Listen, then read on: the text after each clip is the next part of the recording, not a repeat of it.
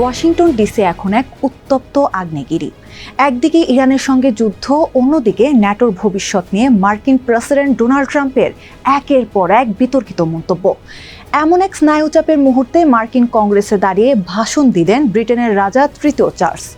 সরাসরি কোনো সংঘাতের নাম না নিলেও তার শব্দচয়ন আর ইতিহাসের রেফারেন্সে ছিল গভীর কূটনৈতিক ইঙ্গিত।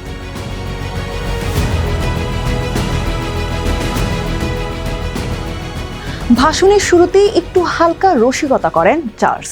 দুই দেশের অভিন্ন ইতিহাস তুলে ধরতে গিয়ে তিনি ওয়াশিংটন ডিসিকে দুই জর্জের কাহিনী বলে অভিহিত করেন। একদিকে আমেরিকার প্রথম প্রেসিডেন্ট জর্জ ওয়াশিংটন, অন্যদিকে পূর্বপুরুষ রাজা তৃতীয় জর্জ। রসিকতা করে তিনি বলেন, ব্রিটিশরা এখানে কোনো পুরনো রাজত্ব ফেরত নিতে বা চুপি চুপি দখল করতে আসেনি।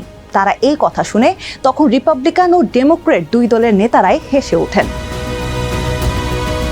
প্রেসিডেন্ট ট্রাম্প যখন ন্যাটোর উপযোগিতা নিয়ে প্রশ্ন তুলেছেন এবং মিত্রদের তিরস্কার করছেন, ঠিক তখন চার্লস তার ভাষণে মনে করিয়ে দিলেন 2001 সালের 11 সেপ্টেম্বরের কথা।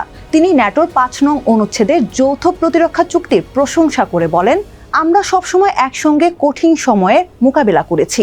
1 শতাব্দীরও বেশি সময় ধরে দুটি বিশ্বযুদ্ধ, স্নায়ুযুদ্ধ, আফগানিস্তান সহ নানা গুরুত্বপূর্ণ মুহূর্তেই আমাদের জনগণ কাঁধে কাঁধ মিলিয়ে কাজ করেছে। ট্রাম্পের নাম না নিলেও তার বার্তা ছিল স্পষ্ট, ন্যাটো কেবল একটি চুক্তি নয়, এটি একটি ঐতিহাসিক প্রতিশ্রুতি। রিপাবলিকান নিয়ন্ত্রিত কংগ্রেসে এখন ইউক্রেনের অর্থায়ন নিয়ে চলছে চরম বিতর্ক।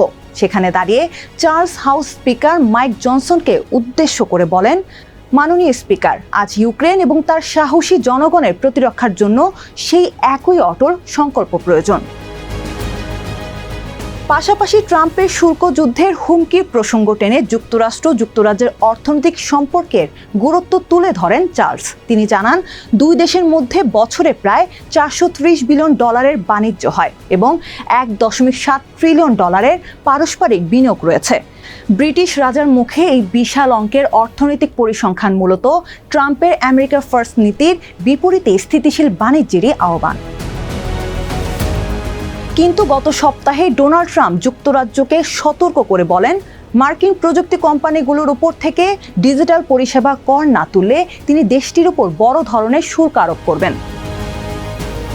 ট্রাম্প যেখানে জলবায়ু পরিবর্তনকে প্রতারণা মনে করেন, সেখানে চার্লস সতর্ক করে বলেন, প্রকৃতি অর্থনীতিকে উপেক্ষা করলে আমরা নিজেদের বিপদ ডেকে আনব। কারণ প্রকৃতির এই ব্যবস্থা, অর্থাৎ প্রকৃতির নিজস্ব অর্থনীতি, আমাদের সমৃদ্ধি ও জাতীয় নিরাপত্তার ভিত্তি গড়ে তোলে। সবচেয়ে বেশি নজর কেড়েছে আইনের শাসন নিয়ে চার্লসের বক্তব্য। ট্রাম্পের বিরুদ্ধে যখন বিচার বিভাগকে রাজনৈতিক স্বার্থে ব্যবহারের অভিযোগ উঠছে, তখন চার্লস টেনে আনলেন ত্রয়োদশ শতাব্দীর ম্যাগনা কার্টার প্রসঙ্গ। তিনি মনে করিয়ে দিলেন, নির্বাহী ক্ষমতা বা রাষ্ট্রপ্রধানও আইনের ঊর্ধ্বে নন এবং নিয়ন্ত্রণ ও ভারসাম্য গণতন্ত্রের ভিত্তি। ভাষণ শেষে ট্রাম্প স্বয়ং রাজা চার্লস ও রানী ক্যামিলাকে রাষ্ট্রীয় নৈশভোজে আপ্যায়ন করেন। নিউ ইয়র্ক ও ভার্জিনিয়া সফর শেষে 30 এপ্রিল হোয়াইট হাউসে এই সফরের আনুষ্ঠানিক সমাপ্তি ঘটবে। তবে ক্যাপিটাল হিলে চার্লসের এই ভাষণ শুধু আনুষ্ঠানিক কোনো বক্তব্য ছিল না, বরং ট্রাম্পের নতুন রাজনৈতিক সময়ে আটলান্টিক মহাসাগরের দুই দেশের সম্পর্ক যে এখন চ্যালেঞ্জের মুখে, সেটিই তিনি তার রাজকীয় ভঙ্গিতে বুঝিয়ে দিলেন।